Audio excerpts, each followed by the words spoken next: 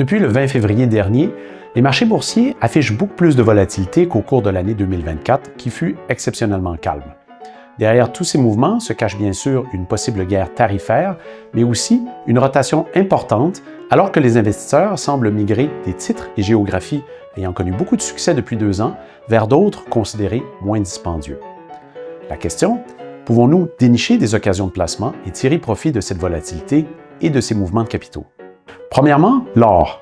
Bien que le métal précieux se soit déjà apprécié de plus de 36 % depuis 1 an, certains spécialistes anticipent des prix allant jusqu'à 5 000 $ au cours des prochaines années, le prix étant poussé par les banques centrales qui sont des acheteurs importants de l'or.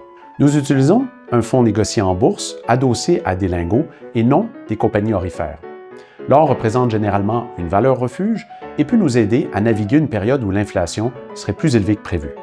Nous voyons aussi des occasions dans les compagnies en dehors de l'Amérique du Nord. À la suite du plan annoncé de retrait des États-Unis dans la défense de l'Ukraine, l'Allemagne et d'autres pays d'Europe ont annoncé d'importants plans de dépenses militaires et d'infrastructures. On retrouve en dehors de l'Amérique du Nord d'excellentes compagnies de haute qualité, stables, en croissance, mais avec un prix affiché nettement plus intéressant que leur contrepartie américaine. Pour cette exposition, déjà amorcée en 2024, nous utilisons notamment un fonds négocié en bourse, très économique, donnant accès instantanément à 2489 compagnies, dont des vétérans, Nestlé, Novo Nordisk, Roche et la banque HSBC. Troisièmement, nous avons légèrement réduit notre exposition en actions canadiennes qui sont bien sûr sur la première ligne de front dans cette guerre tarifaire. Toutefois, nous continuons de détenir des actions de haute qualité avec des caractéristiques défensives et aussi une exposition grandissante à des marchés étrangers, notamment Thomson Reuters, Dollarama et Waste Connection.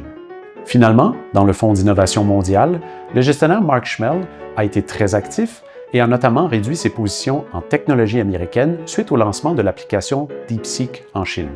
Il visitera d'ailleurs ce pays pour la première fois en 15 ans et y voit une vague d'innovation sans précédent.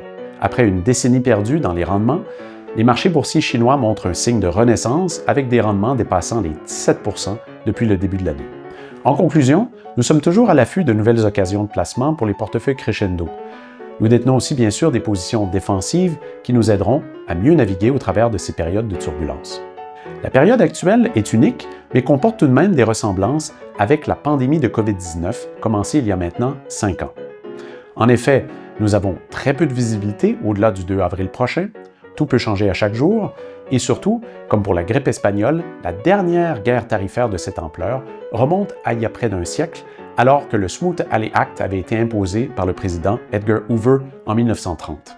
Mais, comme pendant toutes ces crises, les investisseurs qui resteront pleinement investis dans des portefeuilles bien construits, bien diversifiés et adaptés à leur tolérance au risque pourront naviguer cette période d'incertitude.